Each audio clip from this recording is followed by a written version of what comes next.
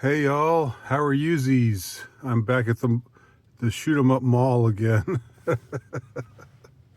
and about to go in and do some work.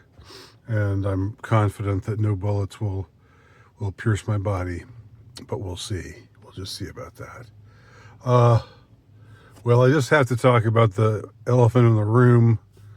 Uh, the the report from Kash Patel and Pam Bondi, the FBI and the DOJ, the intrepid forces of American democracy and law enforcement on the federal level, and their report that Epstein, he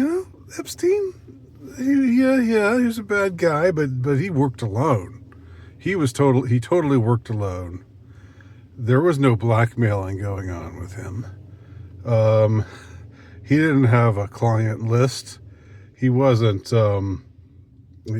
influencing anybody by compromising them in any way. And he did commit suicide, contra what contra the CW and contra the meme. Jeffrey Epstein did not commit suicide. They say, yeah, no, actually he did. He did, and we've got. We're going to show you. I mean, I haven't seen the footage that purports that he did, but how can we trust 6-year-old footage that they haven't even shown us, and all of a sudden they're releasing it now, and we're supposed to believe that it hasn't been tampered with? The thing about this, does anybody believe it? Does anybody believe it? Has anybody's mind been changed by this past report? By this report, has anybody said, "Oh well, if the DOJ and the FBI have cleared Epstein of any of having connections and having a client list and blackmailing public officials, then I guess they must be right, and I guess he must have just committed suicide because he was so sad about being in prison, right?" And I guess that his cohort, his partner in crime, Miss Maxwell, Robin Maxwell, that's her name. That's her first name. I haven't said her name in a while. Yeah, I guess that, and she's in prison for trafficking underage girls, but now trafficking them to nobody. This is what we're supposed to believe, and we're also supposed to believe that this is almost the best one of all. And I've heard this there have been some hilarious memes out there about this. We're also supposed to believe that Pam Bondi, the head of the DOJ, pretty blonde lady, but that doesn't I can appreciate that.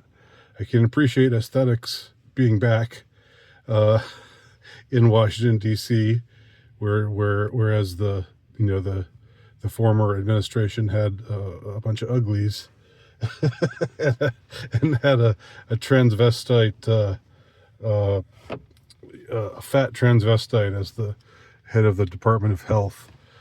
So anyway, all glory to Pam Bondi and her good looks, but no glory to her for this. She said that she had at some point she had on her desk the Epstein client list, and there was there was also that day. Remember when they had all of the influencers, all of the people who the Trump White House was buddy with. They were all there. They all came out with their binders, and it turned out to be bogus. There was nothing new.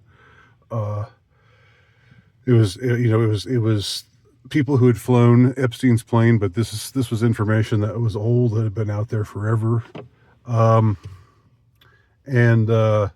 Yeah, so she had the client list on her desk, right? And now there's no client list. So what what's, where did it go? Did it just cease to exist? How do you make anything? How can you maintain any kind of consistency in those two statements? And has anyone called her to task on that? Has anyone called her to task about that? And what has been her response, if they have? I haven't heard that anybody has. That seems like such a if you're a fucking journalist at all, that there are certain questions that you maybe have to dig a little to, and then oh yeah, this would be a good question to ask now that I've done some research. But if somebody says, I've got this document right here, and then 2 months later says this document does not exist, has never existed, I mean, isn't that the time to say, excuse me, ma'am? what how exactly do you reconcile these two statements? But anyway, okay. Here's my thing about all of this. I'm, I guess outraged by it all, but I'm also not surprised by it all. I guess there were some people who thought that once we got Trump elected, he was going to do something about it. I never really thought that was going to happen. I always sort of thought, if this was really a high priority for the Trump administration, why didn't it happen the first time around? Why did it not happen when he was president the first time? Why did it have to wait this long? I guess that when did they arrested Epstein in 2019, and then a few months later he dies mysteriously in his jail cell. And what was it that Trump said that about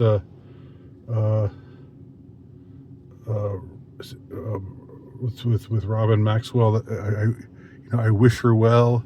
I wish her well. Why would you say something like that to somebody who has these kinds of heinous charges against her? Well, I mean, power is power, and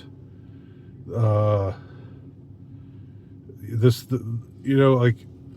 is one of those cases in which we see how we see the power that really reigns amongst the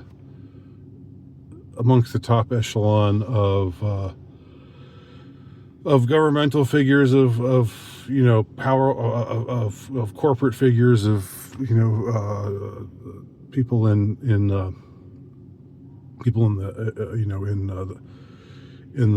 musical industry, whoever, people like Epstein, and then the 1-2 punch of Diddy getting off totally, with no repercussions, no legal repercussions, and then a couple days later, Epstein's just a lone wolf, and was not connected to anyone, didn't blackmail anyone, had no client list, and committed suicide in prison just because he was depressed. I mean, that if you're not convinced by now that the government does not have your best interest at heart, and is not representing you, but is being pulled, is getting its strings pulled by those who have clout and power, and probably who wield the weapon of blackmail. If you didn't believe that before now, if you're really disillusioned by this, I wasn't disillusioned by this, and I know I even didn't know if I should bother to even comment on it, but now I think it's something that I thought, well, I'd better say something about it. So I have. There's not all that much of interest that I've said here that people haven't said elsewhere, but still, it's one of those things, It's one of those things. Same old. Meet the new boss, same as the old boss. etc., and so on. It's not going to change until we have a real shift in power. And also, let me just add this: like, the more we see the illegitimacy of the power base and how the way that they rule rather arbitrarily, not by the Constitution, the more in people's minds vigilantism becomes justified. And I'm not saying that they're correct to believe that vigilantism is justified. I'm just saying that that's what they're going to think, that's what they're going to believe, and they're going to have reasons for believing it. The more they see that the ones who are supposed to be in charge of law and order and abiding by the Constitution, the more they see that that's all just a total, utter, complete farce, a bipartisan farce, farce all around. Anyway, what do y'all think?